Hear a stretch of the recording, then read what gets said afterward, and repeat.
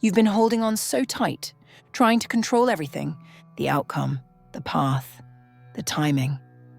Like if you just think hard enough, try hard enough, force the right energy, things will finally go your way. But that grip is what's breaking you. And look, I get it. Some people call it God. Some say the universe, source, spirit, or just life. Whatever you believe, I honor that. But for the sake of this video, let's call it the universe. Because what we're really talking about here is learning how to let go of the wheel and let something wiser drive for a while. You've been carrying the weight of everything on your shoulders, trying to figure it all out, plan your life perfectly, heal everything in one day, predict what's next, protect yourself from what hasn't even happened yet. You were never meant to control everything. You were meant to show up, to move with intention, to walk the path laid out in front of you, but not to design the whole map. Because every time you try to force the outcome, you cut yourself off from the very wisdom that's trying to guide you. The universe isn't blind. It's not unaware of what you're going through. It sees beyond your fear, beyond your timeline. It's not ignoring you, it's preparing you, but only when you loosen the grip. Only when you stop treating life like a machine that responds to pressure and start treating it like a river that responds to trust. And I know surrender sounds passive, like giving up, but real surrender is power. That's when things shift, not because you stopped caring, but because you finally stopped resisting the very path that's trying to carry you forward. Let this be your first reminder. You don't need all the answers to move forward. You don't need a perfect plan to be okay. You don't need to control everything to be safe. You just need to trust the timing, trust the unfolding. There's an old mystical parable. A man is seen racing through a village, gripping the reins of a horse that's charging full speed. People call out to him, "Where are you going?"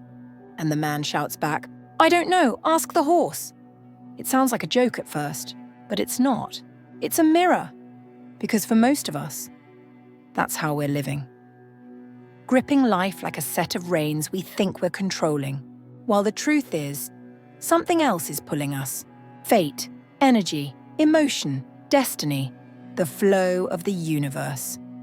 We think we're directing it, but we're mostly just reacting to it, caught in its momentum, afraid to let go but also exhausted from holding on. Now imagine for a second, the man on the horse realizes he's not in control, but instead of panicking, he softens his grip. He loosens the reins, he stops yanking, twisting, resisting, and suddenly, he's no longer fighting the direction of the horse. He's riding with it. That's surrender. Life will move. Things will happen that you didn't plan. Doors will close without warning. People will leave. Paths will shift. Answers won't always come when you want them. But when you resist that motion, when you demand it all make sense right now, you start to suffer. You become the man pulling back on the reins, while the wild horse keeps dragging him forward anyway. So what if, instead of resisting, you leaned into trust? What if you believed the direction life is taking you has more wisdom in it than all your overthinking ever could? That doesn't mean you stop showing up. It means you stop forcing it to match your plan. The universe has a rhythm, and if you quiet yourself just enough, you'll hear it. That rhythm says, breathe, loosen your grip, let the horse run. So by now you might be wondering, I get it. I'm ready to stop forcing. But how do I actually surrender? And that's the beautiful part. Surrender isn't a task, it's a shift. A choice or not to fix, chase, or predict, but to trust. It starts small. Not with a dramatic life change, but with a single moment of pause, where you say, I don't have to control this. I don't need to have the answer right now. Maybe life knows more than I do in this moment. And when the mind starts spinning again, because it will, you gently bring it back to that same quiet awareness, not fighting the thoughts, not judging the fear, just noticing and letting them pass. Here's a simple way to begin. Next time you're overwhelmed, stop. Breathe slowly. Put your hand on your chest or your belly. Feel that you're still here. Then ask yourself, what am I gripping onto right now? Maybe it's a plan, an outcome, a fear about how things should be, and now ask, can I let this go, just for now? Not forever, not completely, just enough to breathe again.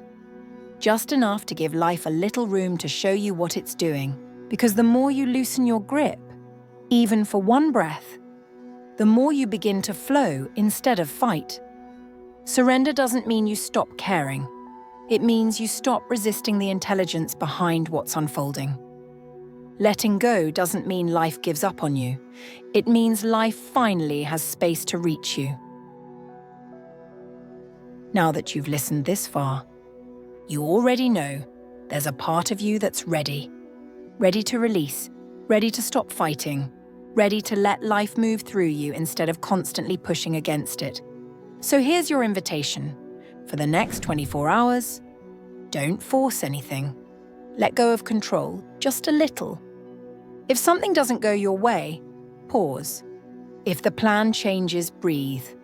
If you don't know what to do, let it be okay for now. If you're rushing, slow down. If you're stressing over something you can't fix right now, drop it gently. If your mind starts spiraling, remind yourself, I trust what's unfolding, even if I don't understand it yet. You're not giving up, you're stepping aside, just enough to let the universe show you what it's been trying to say. If you're joining this 24-hour surrender practice, comment, I trust the flow below, so I know you're walking this path too. And if something opens up for you, if you feel lighter, softer, more peaceful, tell us what shifted.